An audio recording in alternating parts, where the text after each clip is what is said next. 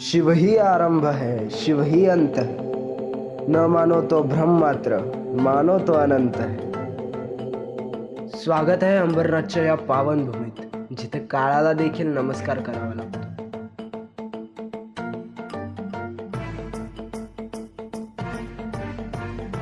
इथला प्रत्येक कण सांगतो, मी पाहिलाय काळाला जन्म घेताना आणि पुन्हा शिवात विलीन होताना. हे मंदिर फक्त ऐतिहासिकच नाही तर धार्मिक दृष्ट्या देखील अत्यंत महत्त्वाचे ठिकाण आहे. हे मंदिर भगवान शिवाला समर्पित आहे.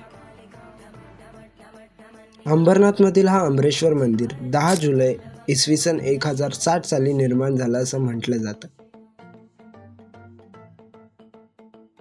शिलाहार राजाच्या काळातील हे अंबरनाथमधील शिव मंदिर अतिशय प्रसिद्ध आहे. महाराष्ट्रामधलं हे असं पहिलं मंदिर आहे ज्याच्यावर या मंदिराची निर्मितीची दिनांक कोरून ठेवलेली आहे. एक कथा अशी आहे की हे मंदिर प्रत्यक्षात पांडव यांनी एका रात्रीमध्ये बनवलं असावं, पण काम अपूर्ण राहिलं व त्यामुळे शिखर उघडं राहिलं. त्या अपूर्णतेमध्येही पूर्णतेची अनुभूती आहे. मंदिराच्या मुख्य गर्भगृहात जायला सुमारे 20 पावलं खाली उतरावी लागतात. मात्र सर्वात अनोखी गोष्ट ही आहे की गर्भगृहाचा वरचा भाग म्हणजेच शिखर पूर्णपणे बनलेला नाही. आकाश उघडं आहे. त्यामुळे अंबरनाथ नावातील अंबर म्हणजेच आकाश आणि नाथ म्हणजेच स्वामी हेच दाखवतो की हे मंदिर आकाशाचा स्वामी शिव या अर्थाने ओढवले आहे.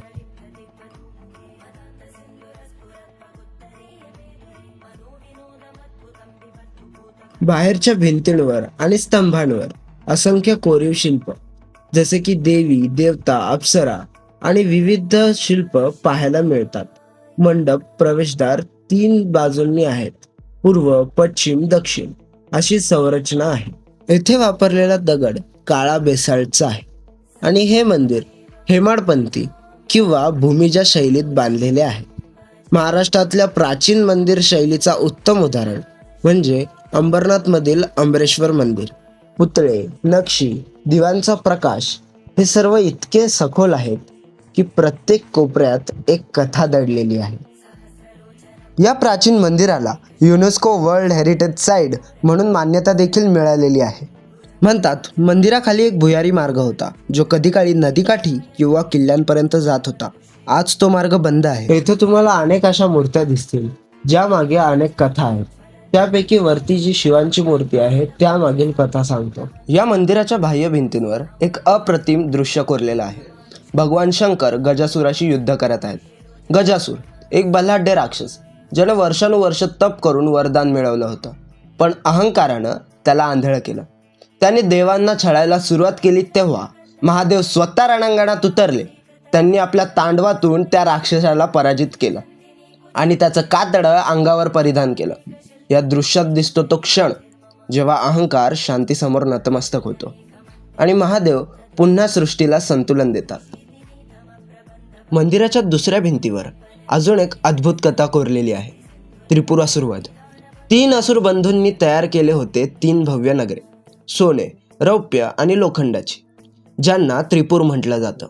हे त्रिपूर आसमानात भटकत असतं आणि देवांना मानवांना भयभीत करत असतं. तेव्हा महादेवांनी ब्रह्मा आणि विष्णू यांच्या सहकार्याने एकच बाण सोडला आणि या 3ही नगरांना एका क्षणात भस्म केलं. या एका बाणानं जगाला दाखवलं की जेव्हा असुरता तांडव करते तेव्हा शिवच संतुलन निर्माण करतात. अंबरनाथचं अमरेश्वर मंदिर केवळ एक धार्मिक स्थळ नाही तर भारतीय शिल्पकलेच्या विविध संप्रदायाचं एकत्रित दर्शन घडवणारं अनोखं उदाहरण आहे. हे मंदिर जरी भगवान शिवांना समर्पित असलं तरी त्याच्या शिल्पांमधून आपल्याला वैष्णव आणि शाक्त संप्रदायाचं प्रभावी दर्शन घडतं. मंदिराच्या बाह्य भिंतींवर भगवान विष्णूंच्या विविध रूपांचं सूक्ष्म अंकन दिसतं, तर दुसरीकडे सप्तमातृका, पार्वती, चामुंडा अशा देवतांची प्रतिमाही कोरलेली आहे. या विविधतेतून एक गोष्ट स्पष्ट होते की त्या काळात संप्रदाय वेगळे असले तरी त्यांच्यातील दैवी एकता मानवी कलेतून व्यक्त झाली होती. अशा प्रकारे अंबरनाथचं हे मंदिर 3ही प्रमुख परंपरांचा संगम दाखवणारं एक अद्वितीय शिल्पदालन ठरतं. हे मंदिर वालधुनी नदीच्या डाव्या काठावर वसलेलं आहे. ही नदी पुढे जाऊन उल्हास नदीला मिळते आसपास दाट झाडी आणि टेकडीचा परिसर असल्याने मंदिराचं वातावरण शांत आणि दिव्य वाटतं. वालधुनी नदीच्या मंद प्रवाहासोबत हे मंदिर जणू शतकानुशतकं संवाद साधतं. नदी वाहते, काळ पुढे सरकतो, पण मंदिर स्थिर राहूनही शाश्वतेचा अनुभव देतो. महाशिवरात्रीला येथे हजारो भाविक दर्शनासाठी येतात. परिसरात श्रावण महिन्यातील सोमवार, नागपंचमी आणि त्र्यंबक यात्रेसारख्या पूजाही साजऱ्या केल्या जातात. स्थानिक लोकांच्या मते इथे इच्छा मागितली की ती पूर्ण होते अशी श्रद्धा आहे. श्रद्धा असो की वास्तुशिल्प, अंबरनाथचं अमरेश्वर मंदिर दोन्हींचं संगम दाखवतं.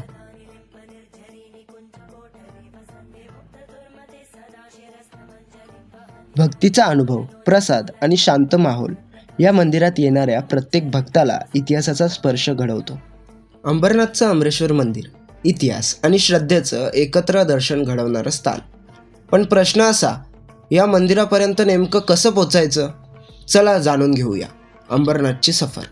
अंबरनाथ मुंबईच्या मध्य रेल्वे मार्गावर आहे. CSMT, दादर, ठाणे किंवा कल्याणहून थेट अंबरनाथ स्टेशनसाठी लोकल ट्रेन उपलब्ध आहेत. कल्याण ते अंबरनाथ अंतर सुमारे 9 किलोमीटर. ट्रेनचा प्रवास फक्त 10 ते 12 मिनिटांचा.